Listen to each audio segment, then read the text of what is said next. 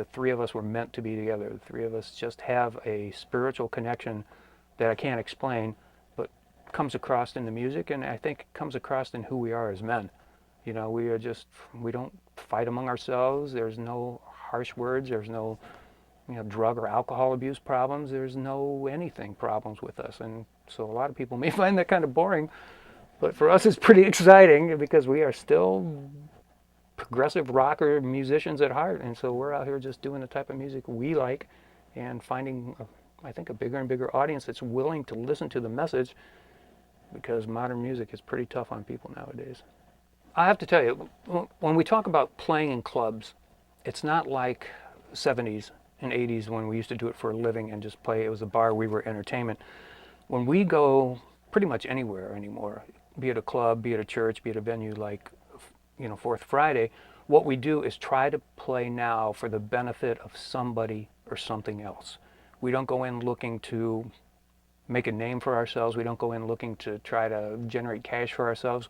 We play for the benefit of others. So when we play a nightclub, a rock and roll bar, it's usually for me, for Wounded Warrior Project or something similar to that. If it's for somebody trying to do cancer funds, if it's somebody who's getting booted out of their house because they can't afford to pay rent anymore, we will step up and play for things like that if we think our being there will generate interest and support like that. The rock and roll clubs, it's always for a benefit. We just don't go in and play just because, hey, it's us, it's Sweet Crystal, why don't you come out and drink and enjoy our lives. No, we go out because there's a reason to be there. And by us being there, it's the stuff we believe in, Detroit Rescue Mission, that kind of thing. So we will do benefits for them. But I have to say the biggest thing on our hearts are the veterans, the Wounded Warrior, the Vet Fest that we belong to, that we do shows like that every year. So that's a big push for us, is just to support our men and women and the families that support them as much as we can. You don't have to believe in the war, but you've got to believe in the warriors. And so that's kind of what we do. It's interesting. We started out as a cover band, of course, and now it's 90% originals. But we do some cover tunes, and we do them in a way that we call them crystallized. So if we play one at an event where you come up, it may take a moment or two before you realize what it is you're listening to. We basically take some noticeably famous songs and turn them into stuff that we like playing, but that the message doesn't dilute or go off on a tangent from what we're trying to do. I mean, we do a cover tune of a Motley Crue song and a Beatles tune.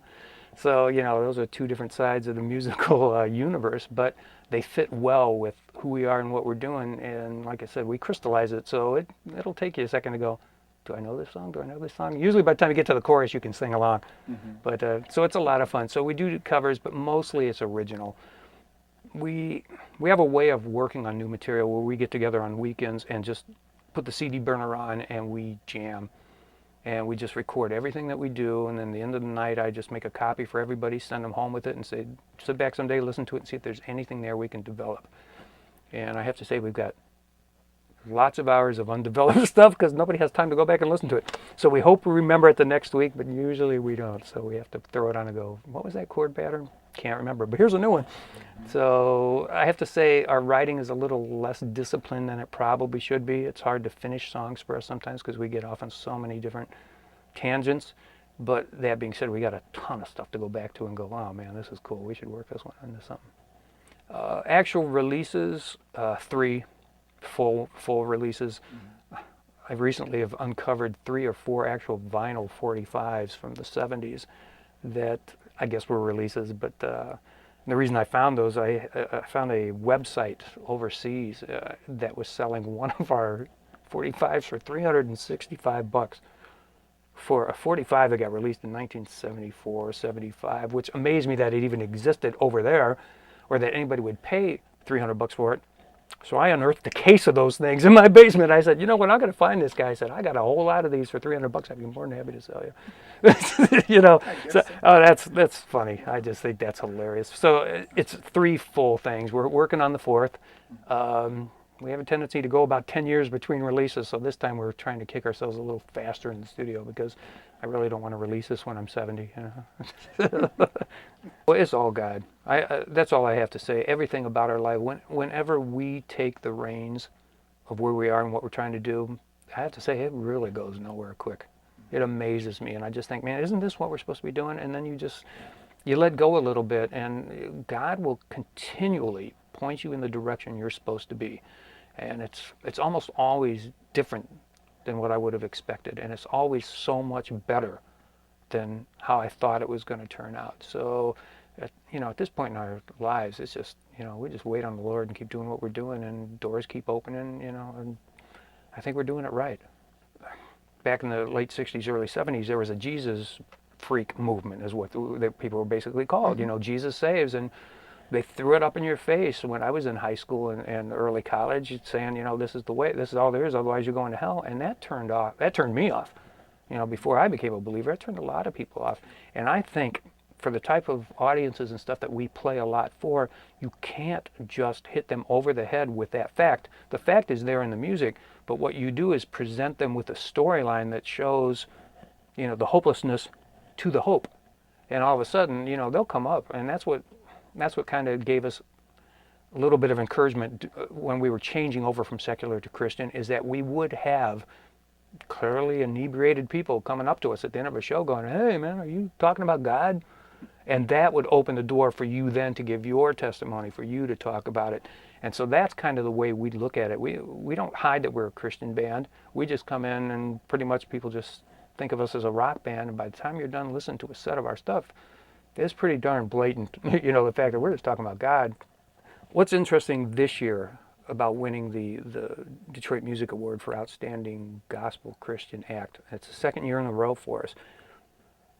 Last year was exciting and funny, and this year was even more unexpected. I really didn't think we'd get it 2 years in a row, and the reason is, if you look back at the history of that award, and it's, it may not seem like a lot to a lot of people, but if you're in the music industry and you're from Detroit, it's pretty darn big.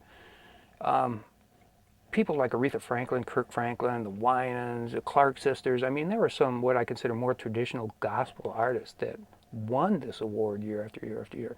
And the fact that, we were nominated, and here you've got these classic, which is my code name for how old we are, is you have these classic rockers up there in being nominated, was a hoot. We just got a kick out of it. And then last year when we won, there was a Three Stooges event that went on as we were up in the upper balcony trying to get down to the stage, which is pretty funny. This year we decided, well, we're up for it. Let's just get a table closer just in case we get it. But we just kind of sat there just going, this is just fun. Once again, here we are. And all of a sudden when they called our names, we just looked at each other and says, I really couldn't believe it.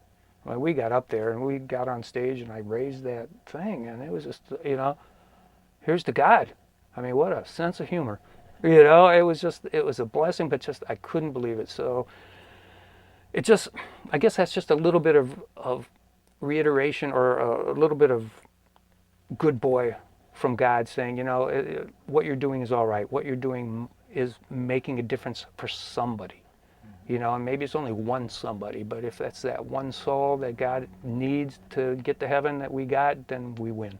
If it's bigger and bigger because of what we're doing, that's amazing. But I don't take anything for granted, and I don't take a whole lot too seriously. But getting those awards has just put a smile on our heart and in our soul, and we just kind of go, can we do it again? I don't know. We don't do it for the awards, but it is kind of sweet getting one.